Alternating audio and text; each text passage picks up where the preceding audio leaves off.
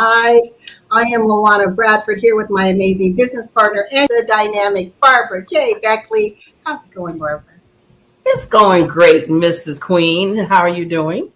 I'm doing great. I'm excited. It's Black History Month, and it just gives us another opportunity, because we are Black 365, but another opportunity to just have conversations and shift the narrative. And I'm excited because we have Barry B. Mixon in the house, gemological storyteller extraordinaire. Barry is a teacher and an influencer, really cutting edge and taking the stories and history of gems, overlaying it in order to influence and change the perceptions that we as women have of ourselves. His goal is to help elevate and expand how we show up in life. And how powerful is that? We as women are always, as you say, Barbara, straightening up each other's crowns, but to have a man come and echo what we should already know, but then reinforce and remind us that we truly are gems and that our time is now and we are meant to shine. Welcome, Barry. Thank you. Thank you so much. It's a pleasure to be here. It's really exciting to be here for a whole lot of reasons. Most of all, being there with you and, of course, Black History Month. We each picked our own hero, giant, whose shoulders we're standing on, who had blazed trails for our own individual reasons. And this is story time. So we're going to tell you a little story, and then we're going to have a conversation about what we hear and just kind of do a round robin around that. And I want to turn it over to our guest co-host to kick us off, Barry B. Mixon.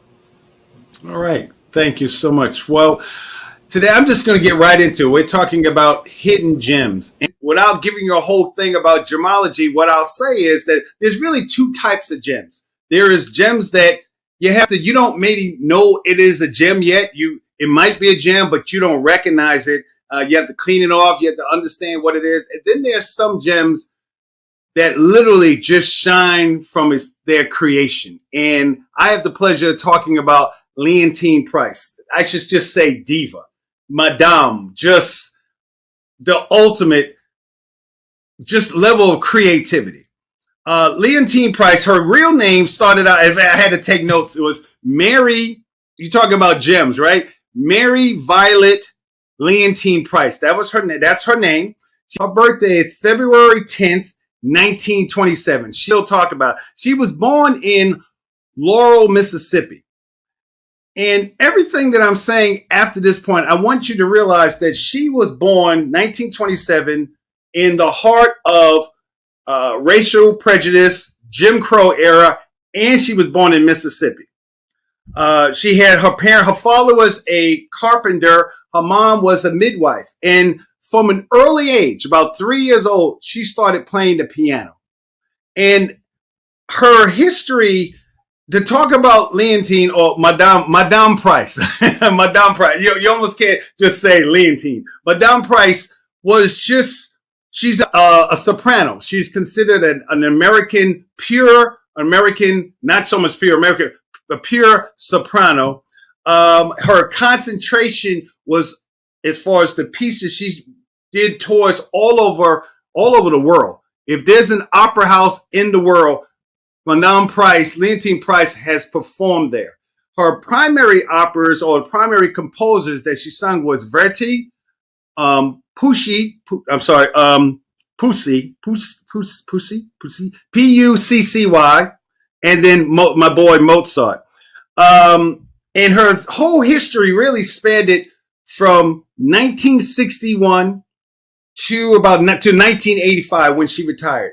So the first thing I need you to understand is that Leontine Price, Madame Price, was the absolute first African-American superstar in opera.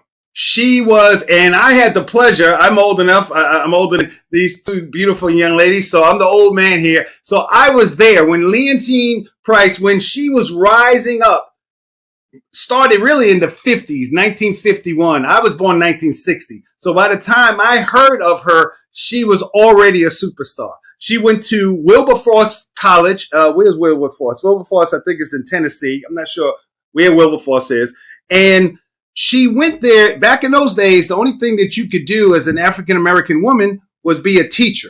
So that's what she thought she was going to be. But her interest, the thing about a gemstone is what gives a gemstone its color. It's what's put in there, what's put in that person. So Leontine Price had wonderful parents, just like LaWanna had wonderful mom and dad who saw her greatness early on. So there's a story that she started when she was 3 years old playing the piano. The her parents saw her greatness so early that they literally sold all their jewelry and things like this, the possessions that they have, to buy her an upright piano when she was about 6. So when you know the story of people like Joseph Belleau or Mozart, greatness oftentimes start early on in age. So she was already 3 to 6 years old when she started playing piano. She went to high school. That's where she started thinking, okay, the best thing for her to do is perhaps go to become a teacher. But before then, when she was 14, her mother and father, again, here's the influence of the parents. Mother and father took her to go see Marian Anderson. She saw Marian Anderson, who performed in the South, and she was captivated by her voice. Her mother, Madame Price's mother, also was a soprano. So when she was a child, her mother would sit her there in the stroller and just let her hear her sing. So again, the music, who she was being, the seeds of who she was already being planted. By the time she got to high school, I mean, she sung in her church choir. She started being hired different places just to sing, different churches, different schools, different events. That's how she started making money. When she went to college, to learn how to be a music teacher. Immediately, she started singing. The president of the college pulled her aside and said, you need to change your major. You need to change your major to study just voice. And it started from there. And people saw her greatness immediately. She went on to started singing in different types of recitals all over. She went to, after college, she started performing or training in Juilliard, the great music school in New York. And then from there, she started having debuts, not only just at the Metropolitan Theater. She was the first African-American to perform at the Metropolitan Theater, not just as a performer, but as a prima donna. The first time I ever heard the word prima donna was talking about Leontine Price. And she played everywhere. She literally won every award that you could win in the world of music, in the world of art and singing and operas. That's what she won. She won national prizes. My thing is, if you really wanted to learn about her stories, just like a gemstone, you got to kind of look at, because we're talking about a 40-year history. But what I will say is, Leontine Price in the 60s was the same way we regard Barack Obama, the same way we regard Oprah, the same, just those one people who are known by just their names. I mean, you never just said Leontine. You always said Leontine Price. And you knew, even as a child, I knew who she was. And so when you talk about everybody else who has come from the opera, the music, the classical music background, got their start from Leontine Price. And she won the highest civilian awards. Her first award she received, national honor, was from President Johnson. And then her second one she got from President Carter. And because she was the first African-American to really perform opera at the White House. And again, I want you to understand, I think the most important thing as far as understanding the gem that she was, well, this was under Jim Crow. This was under everything that she did. Think as an African-American or a person of color, think about all the obstacles that she had to go through to achieve all these awards. Some of us know that people were upset that Marian Anderson was asked to perform in the front of the Lincoln Memorial. So she came from that time. She was the first African-American to be on television singing opera. She sang opera in the beginning. This is the beginning of television on the NBC network, and that's where some of her favorite famous pieces, like an aria by Verti, that she's known for. Her Avita, what is it called? Aida.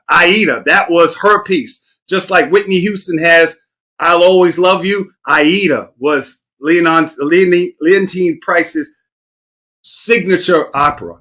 What else is there? She is. It's just so much to talk about. How many doors that she opened up? She literally performed from 1961 to 1985, and she performed at the Met. She really performed during the 60s. She let down from the 70s.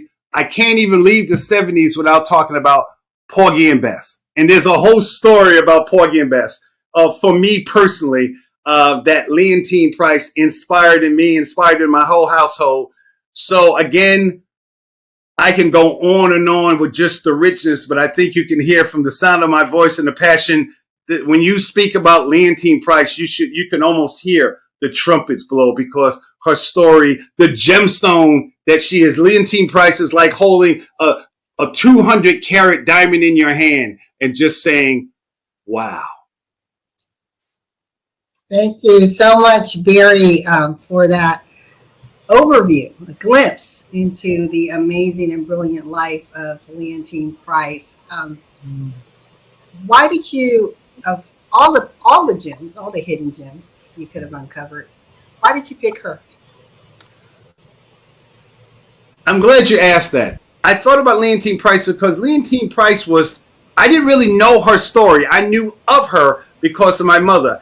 I chose her because my mother would sing her all the time. I mean, I had a personal relationship. My mother, who was the original diva, as far as I'm concerned, my mother, in her mind, she was an opera singer. My mother would have me sing, "Bess, you is my woman now, you is." And then my mother would sing. I'm sorry for my opera, but my mother would make me sing that, and she would go, she would sing songs like, "I love you, Porgy." I mean, and it was like, and she wouldn't let me go unless I really sung it, because I couldn't go, "Bess, you is my." No, my mother go, "No, you got to sing it." So I would always say, "Bess, you is my woman now." I mean, I'm 7 years old. So the hidden gem, even though like a diamond, I knew of the diamond that she is, but I didn't really understand her story till I looked into it. So it's been a pleasure re-get my mother, who's in heaven right now, singing, "Not bad, not bad." So thank you. I love that. Isn't it amazing how we have an affinity for something or someone, and or appreciation for a style, a music style, and we forget, right, where those seeds were planted. And so that is so beautiful. I love that. And when you were talking about Leontine Price, my father is a big opera fan, and I love opera as well. And Aida was actually the very first opera that I saw in the Verona Coliseum. Wow. So it was amazing. I didn't see Leontine play that, but it was absolutely amazing. Actually, one of my favorite operas. And I'm so glad you picked this, because often when we are depicted as far as our contributions in music, it's 3 areas: R&B, jazz, hip hop, right? But when you look at the richness of our contributions to music overall, and our breadth and our range and where we can tap into, it's amazing. And she, along with, as you said, Marian Anderson, and then followed by Jesse Norman and Kathleen Battle, and some of the and Paul Robeson, got to include him. Paul Robeson. Yes, Old Man River. Yes. Yes, exactly. Yeah. I mean, so we have some richness. And when you mentioned, I was laughing when you were giving the example of your mother. the story about your mom, and she said, no, you gotta sing it, and it's like she would say, you've got to embody it, right? You've got to feel it. And I think we as a people, because of all that we've endured throughout history, and I think from a legacy standpoint, those historical pains and sufferings are imprinted upon the next generation and the next generation.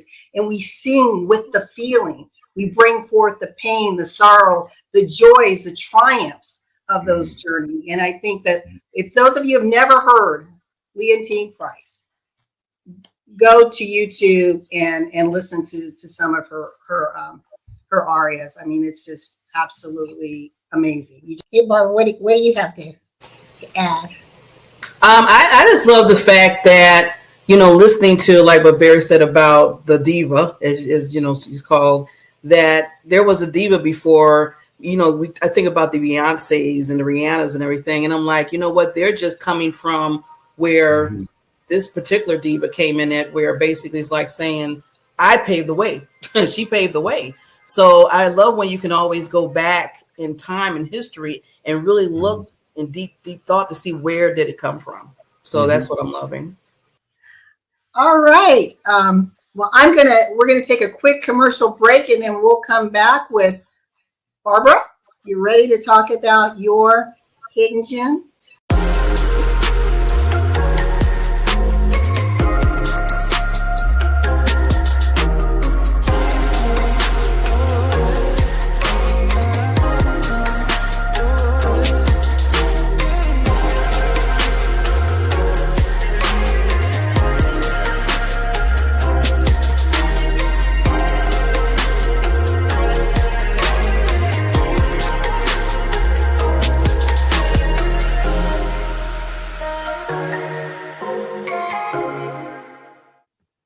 We are here with Barry B. Mixon, Barbara Beckley. I am LaWanna Bradford, here talking about Black history, the hidden gems. And we just hope that you take something away from this. If you love the show, please share it, whether you're watching it live or the replay. Barry just gave us an amazing glimpse into the dynamic and powerful life of the opera star, the diva, Leontine Price. And now I'm going to turn it over to Barbara to introduce us to her hidden gem. Barbara. Thank you, Miss LaWanna. So I want to start by saying three things before I even introduce this wonderful person that I just love looking through her history. Being persistent, taking on obstacles, and an action taker. So I want you just to think about that as I go through this story of Mrs. Elizabeth Bessie Coleman. Yes, her first name is Elizabeth, but she goes by Bessie Coleman. From, how people say she was born 1892 to April 30th, 1926. And the reason I want to say that, because I want to talk about that dash in the middle. You know how a lot of people say, what do you do between that dash? Well, this wonderful, amazing lady has done a lot.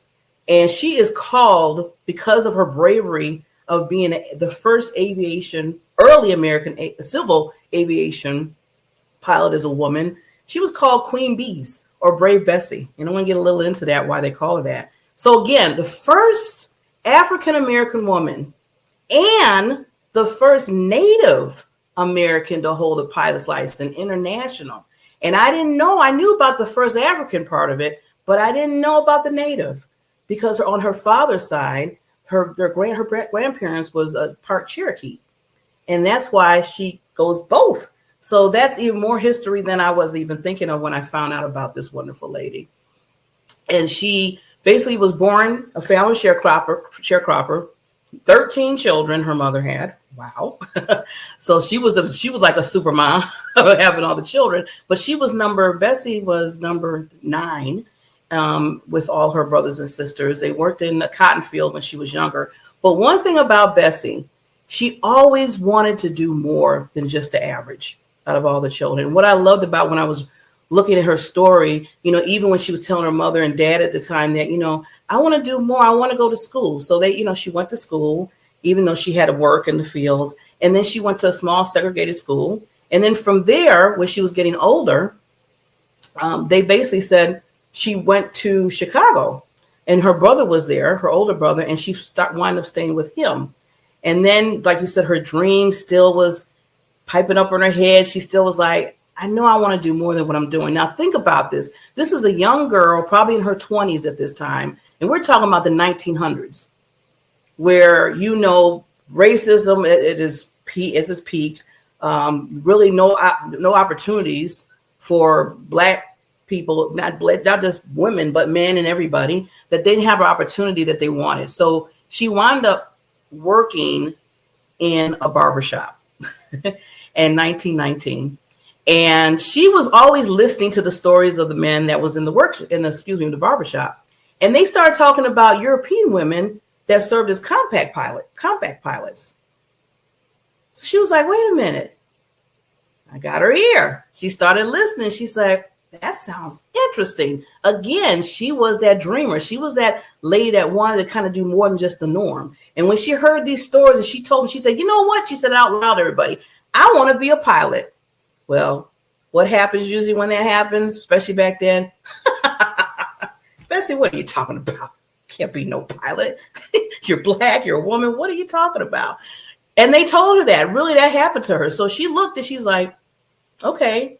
Now, usually when people say that, they might stop you and say, well, there goes my dream. They said I couldn't be it. But no, what she did, she met and she said, I am going to get educated and I'm going to find out how to be this pilot. So she ran into, and this was interesting too, she got assistance from the Chicago Defender president, Robert Abbott. And he listened to her story, listened to what she wanted to do, and he sponsored and assisted her. And the only way to get this is to go to France, because she applied in the U.S. She was trying to see if she can take, school in the U.S.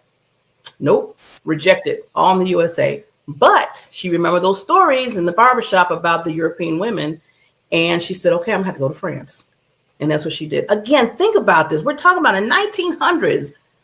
A wonderful African woman sitting here saying, I want my dream. And now, not only in the U.S., but now I want to go to the France and get this done. And had help from a person that was over a company, a Black man that was over Chicago Defender, saying, you know what?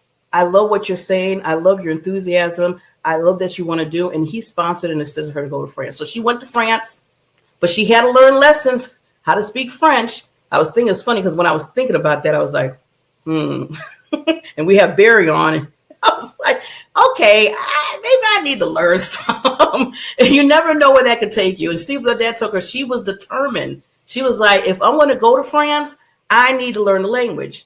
And she did. And she went to flight school in 1920. And there she became, in 1921, the first Black American and Native, I want to say that, as an international pilot license, not just the U.S., but international. So she became the high-profile pilot, notorious dangerous pilot. Now, she came back to the U.S. And, going back, again, she was having those challenges. Okay, she's a pilot. They thought, okay, you have your license, but she still couldn't do certain things that she wanted in the U.S. that she could do in France.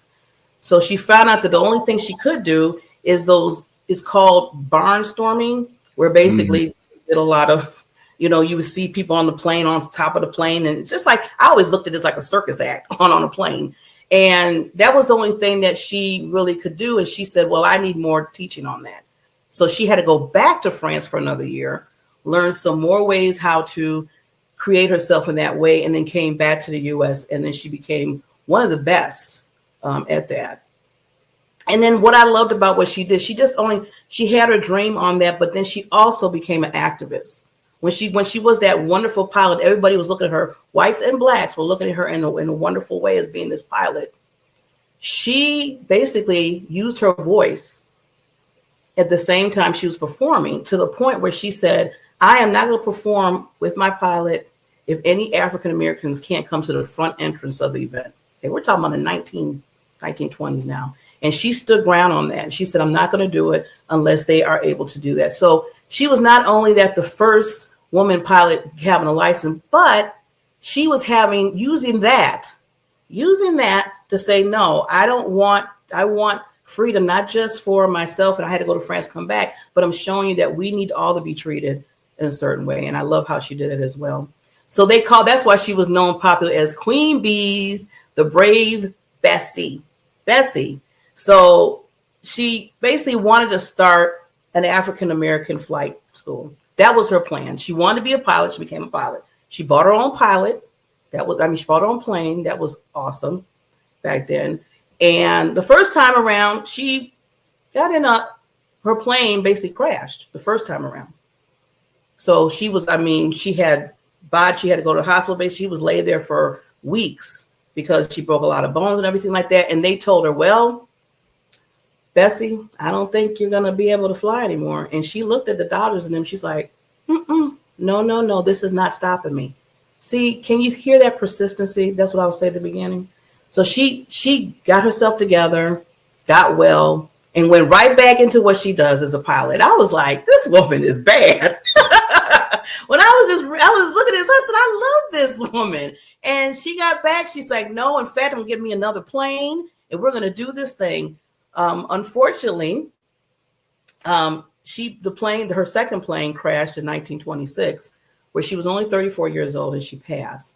But in a sense, in my mind, she didn't pass because she was a pioneer. Her role, her inspiration as being that pilot is dreaming the dreams that she did and fulfilling those dreams. The only dream that she didn't fulfill was opening up that pilot school. But 3 years after she passed, somebody else took the torch on and basically said, you know what, we're going to do this for her. And they did build a pilot school for women to make sure that they were basically basically making sure that her dream was being put for everybody else's dream. So, she always told people, and I wrote down a few quotes that she told people. She said, always look up. She always reminded people to always look up in your dreams. And one of the things another quote she said is, the air is the only place free from prejudice. I knew we had no aviators, never men nor women. And I knew the race needed to be represented along this most important line. So I thought to my duty to risk my life to learn aviation. And that was from good old Queen Bessie. So I loved her story, and she was inducted. I found out some other things too, that in 1995, she was issued on the 32-cent stamp honoring her. And then also in 2001, she was inducted in the National Woman Hall of Fame. And in 2006, she was inducted into the National Aviation Hall of Fame. So with Bessie being that young girl in Georgia, having those dreams, going to college, getting that French education that she had to do, it wound her up for all of us to see and to always look high. I love that. And, my mom was actually named after her. That's how I was wondering that. Oh, okay. Yeah, I was telling my mom about this show, and she's like, yeah, remember, I love Bessie. And that's why my mom is always fascinated with airplanes. But yeah, that's how my mom got her name. Yeah. Yeah, I love what you said when you're talking about being persistent. Mm-hmm. And I want to toss this to Barry because it's so easy for us to come up with, right? Any excuse to do as to why we can't achieve something. But she found a way during not the most, but one of the most restrictive times in America for Black Americans. Mm-hmm. And she's like, I'm going to go here. I'm going to leave. She found the support, the resources to do so, and came back and fulfilled her dream. And I just want to encourage some of you that are thinking, I can't do something.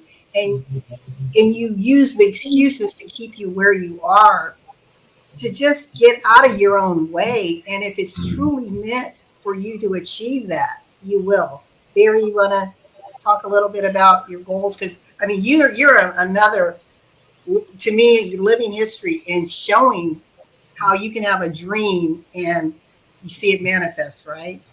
Yeah. I was looking at just a couple of weeks ago, I'm a gemologist. I was looking at the numbers just, you know how you get into a field and you just really look up like how many people are doing what you're doing.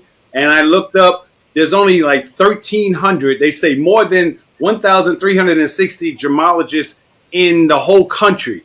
300 million, over 300 million people. Of those gemologists, only 2% are African American, and most gemologists are women. So literally, as far as I know, I'm really like one of the few. I'm certainly the only gemological storyteller. So I understand what it means to get into a field that people tell you don't get into.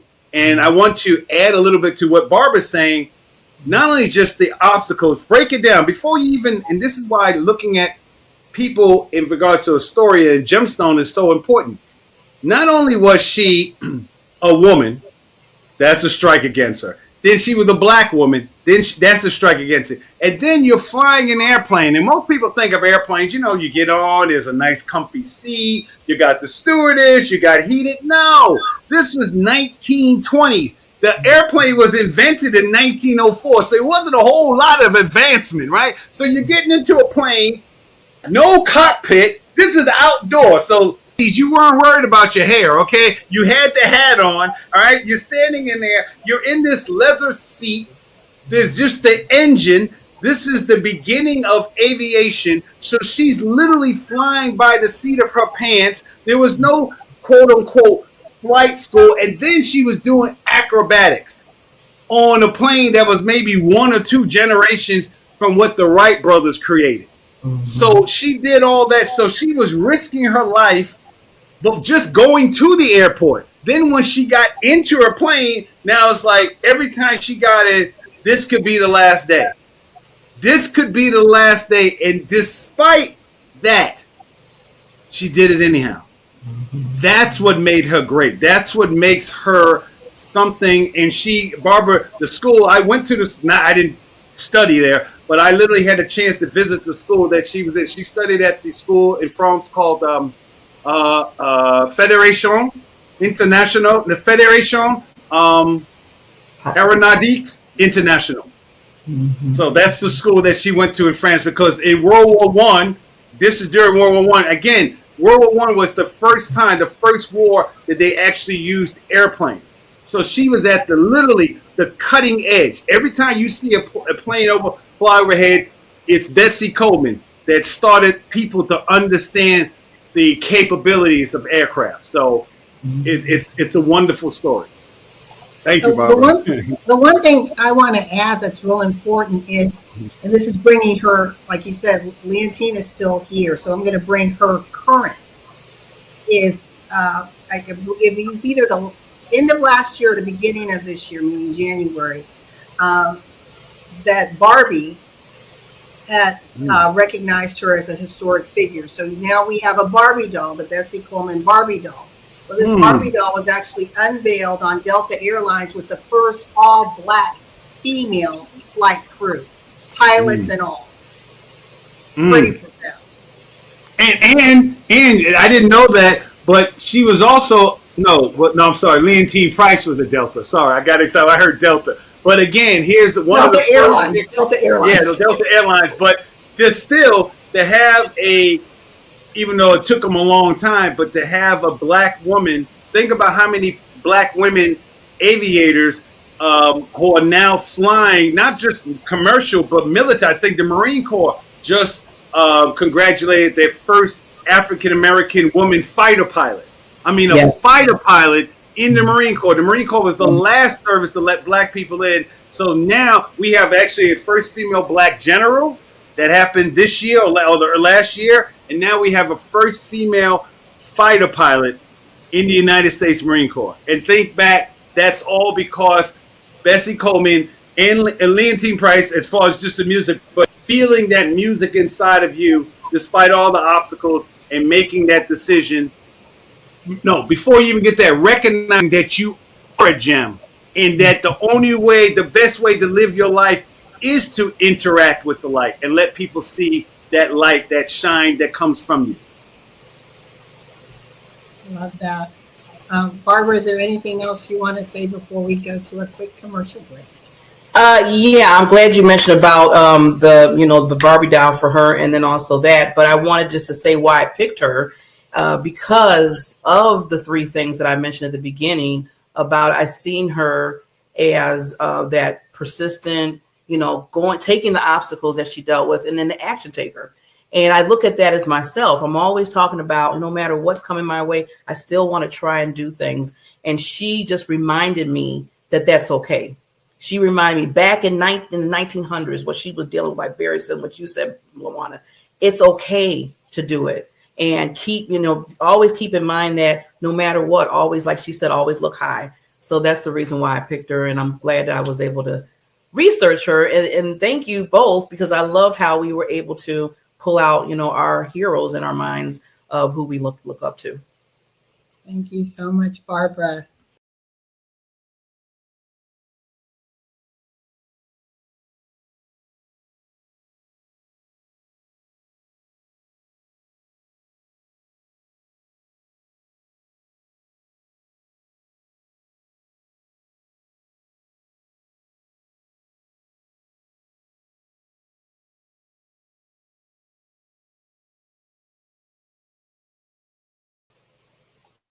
Who Luana, can is I just say, what? Can I just say one thing? Just that commercial, the stories of women overall, but the story of Black women. I'm looking at all those women in that commercial, and because the story of women is so hidden, any of those women could be the next person that we talk about. We don't know their gifts. We don't know their talent. We see them, and then later on, you find out, oh, she's this. Like, oh, Barbara Beckley did this. Oh my God, LaWanna Bradford did this. So, to me, as a man who understands how many times women have been pushed aside or put down, just to see women growing, and now people are starting to recognize the beautiful, not just the beauty, but the talent of of women.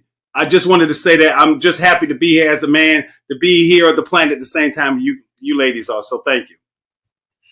Thank you, Barry.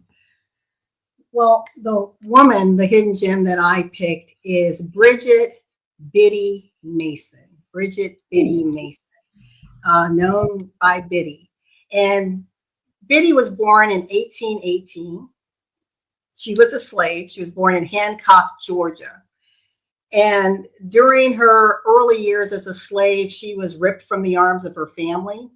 She was sold over and over again, having very little memory of the woman who cradled her in her arms, didn't know who her brothers and sisters were anymore. She found herself alone and finally sold to the plantation owner of John Smithson. And there she worked in supporting the slaves who worked in the home, the house. And she also worked as a midwife. And she was one of the modern day naturopaths. So using herbs for healing and curative formulations. At the age of 18, her slave owner, so think about this, ripping from the arms of your family, her slave owner decided, you know what? You'll make a good gift for my cousins who are getting married. So there she goes from one slave master's house to another. So she went to the home of the Smiths as a wedding present.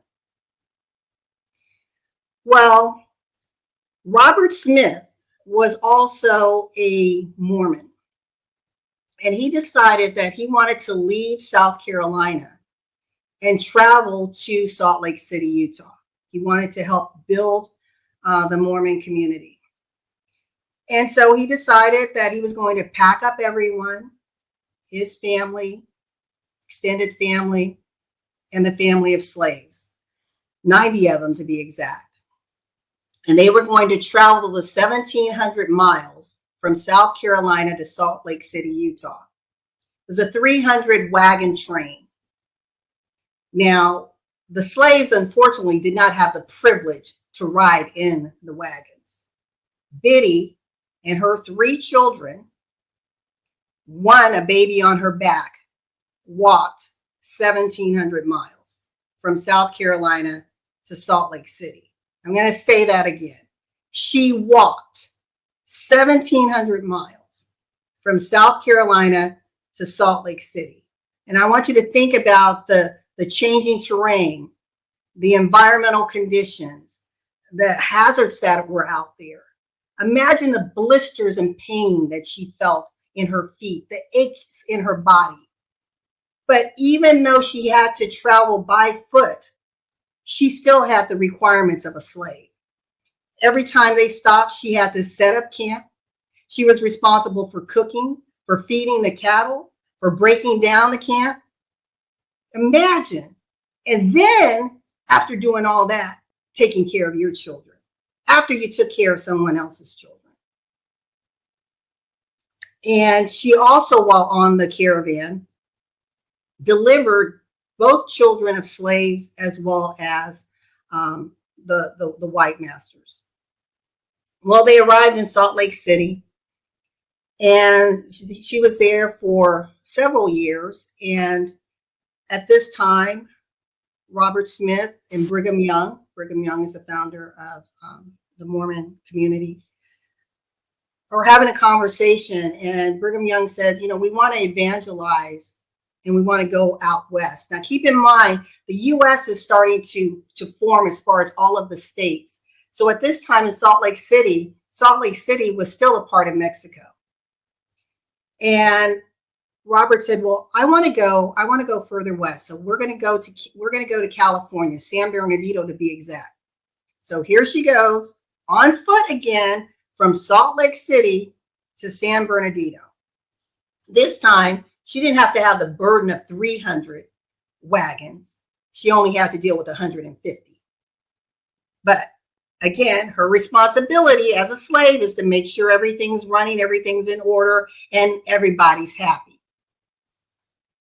The one thing that Brigham Young really cautioned Robert Smith on, he said, you're going to California. Now, California is a free state. I recommend you free your slaves.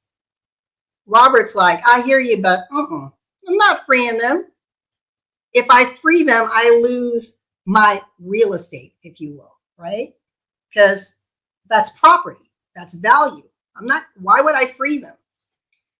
So they go to San Bernardino. On the way, she meets a free Black man and woman who to remind her that you're getting ready to go into a state that's a free state and you need to fight for your rights. Keep in mind, this is an uneducated slave woman who's hearing this. But obviously she has some grit to her, because I don't know too many people who could even withstand that type of a journey. So when she arrived in California doing her research, she still remained a servant, a slave. I don't want to use the word servant because that's a whole different status, but a slave for 5 years. And she decided to go to the LA District Court to plead her case. Well, guess what? Biddy Mason won. She was then proclaimed a free woman, and she immediately, along with her 3 daughters, left the security, if you will. And I want to call it security because when you're a slave, that's all you know, right? It's the security. You know where you're going to sleep. You know what you're going to eat, however little it may be. And she left that security and said, I'm going to take what I know. I know how to midwife. I know how to deliver babies. And I know some curative practices. So I can help with medicines, treat the sick, deliver babies. In doing so, she started to save a little bit of money. I have no idea where this woman got the foresight as a slave woman to say, I'm saving my money. We're in this new land. How can I buy property? She went from slave to real estate mogul. And I'm using the word mogul because when Biddy died in 1891 at the age of 73, she had already amassed $300,000, which in today is $3 million. During that time, she was such a had such a philanthropic heart that she built a Travelers Aid Society to help those that were in transit. She built an elementary school. She gave thousands of dollars to charity. And she also built the first African American Methodist Episcopal Church in San Bernardino County. The land that she amassed, just to show you the value where this land is, was downtown LA. That's what she owned. And she started to sell off little parcels of her land. So she didn't come in and say, yeah, you can take it all, but it was little pieces. And I'm just so thrilled that when we think about some of our greats, and I picked her because I'm in mortgages. And I had heard of some of the more recent people in the industry. And about 5 years ago, I discovered Biddy Mason. I'm like, why doesn't anyone know about her? And to realize that here you have a woman who was enslaved, didn't have the education, but had the grit, the determination, and resolve to say, I can do better, be better, and create a sustainable future for my children. I'm going to take a risk. I'm going to understand the law and use the law for my benefit. And so she understood how the game was played and played it very well. And I just saw a recent documentary of her descendants and these young women who were, in our age group talking about their great grandmother and the contributions that she's made. And because of what she did in her land developments, we have the foundations of the Los Angeles that we do today. So that is Bridget Biddy Mason, from slave to real estate mogul. Wow. I'm still just taking this all in and just blown away, LaWanna. I could see, you didn't have to even say, when you said the reason why I picked her, I'm like, shoot, I know the reason why you picked her. It's amazing. I mean, I'm just thinking of the fact, and Bear, I know you're going to say your piece, but I just have to say, I was just thinking, because I was so glad you were detailed with what this woman went through. 1,700 miles.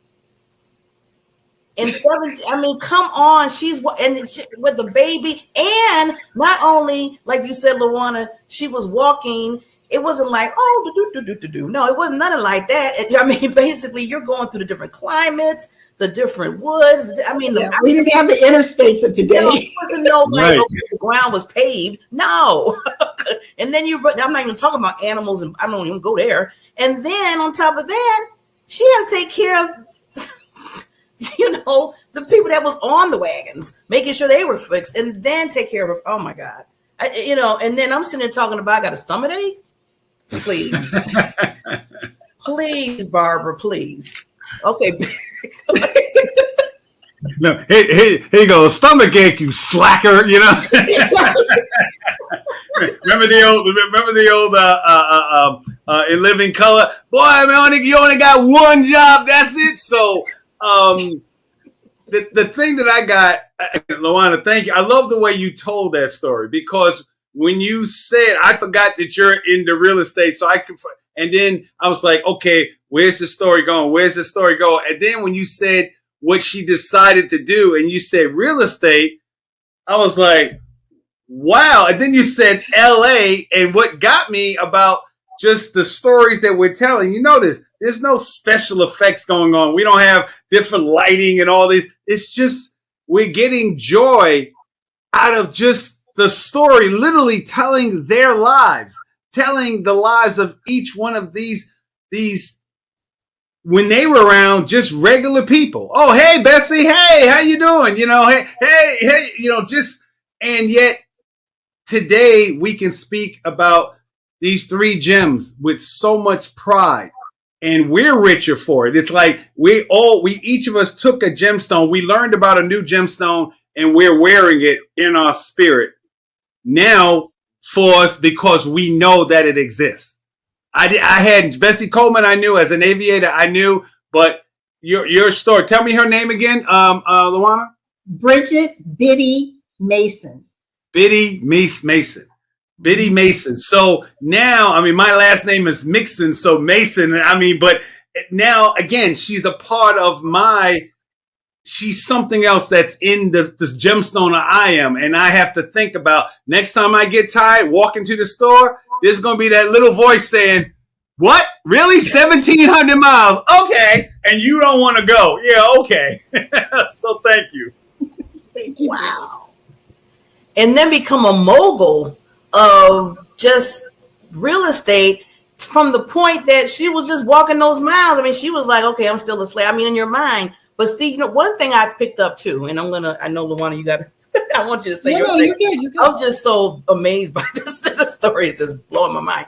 And when this is really important to listen. And I'm saying that because if she didn't listen to those two free other people that were free, and she was going to California, as you said, if she didn't listen and pick up what they were saying and really let it sink in like she was doing, then that one little thing, it could have went a whole different route with her.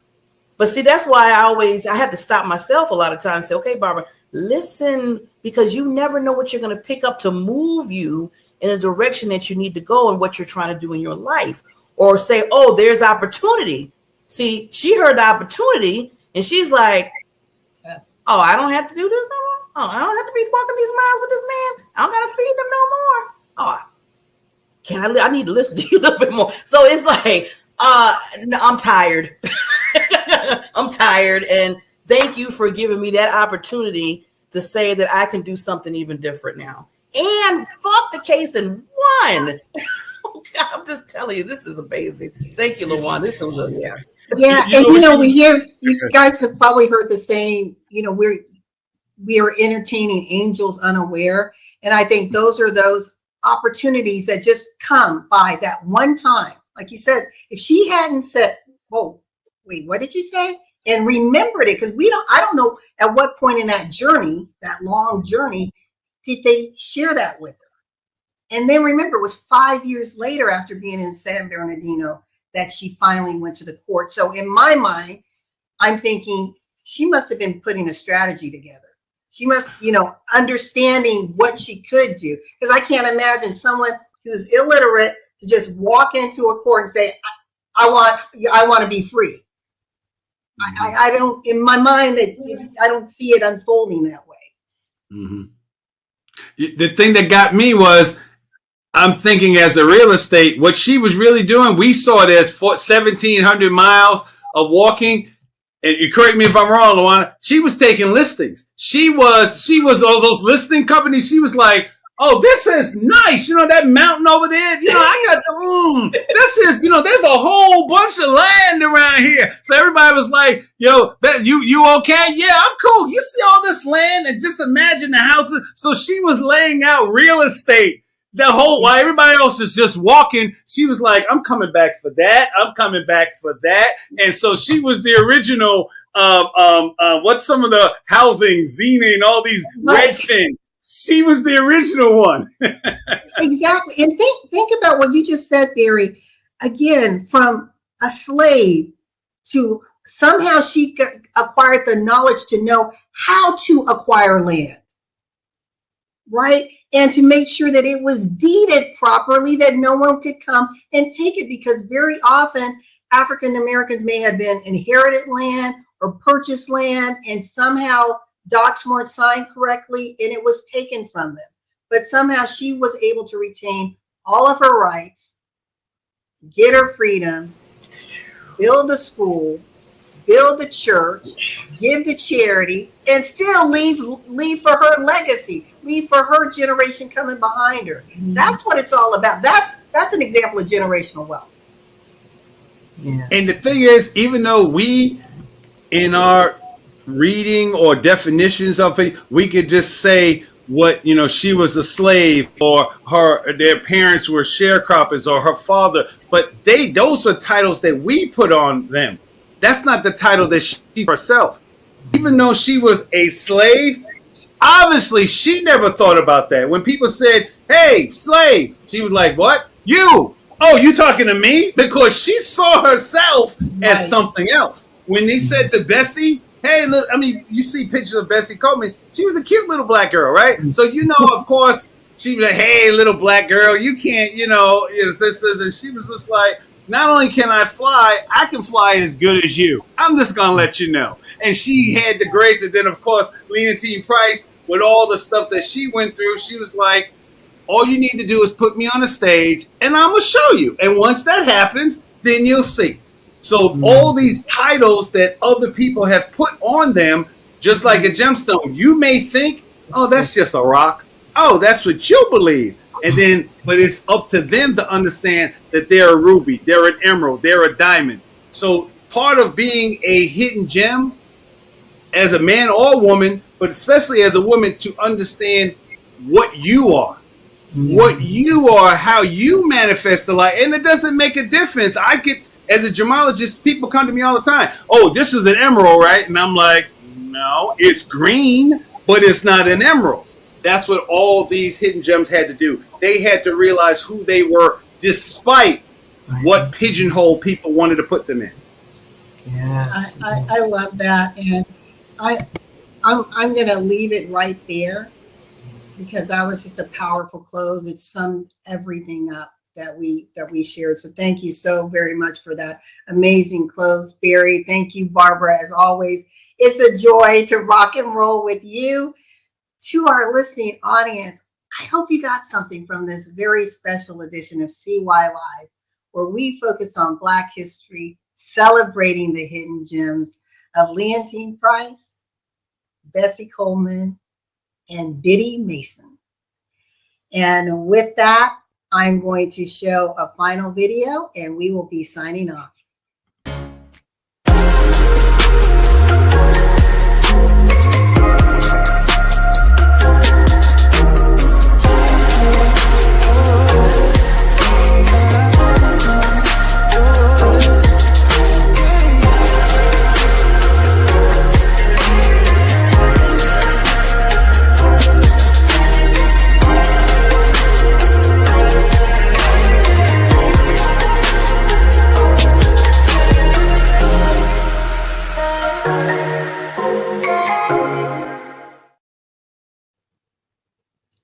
Well, Barbara, you want to close us out?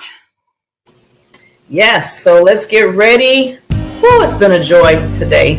So let's get ready. Let's put our hands and make that heart. Come on. There you go. Yep. But we always say, love yourself, right? Have that heart pumping. Embrace yourself. Give you that extra hug for yourself. Embracing yourself. But whatever you do, celebrate you. Celebrate you. Good night, everyone. Good night.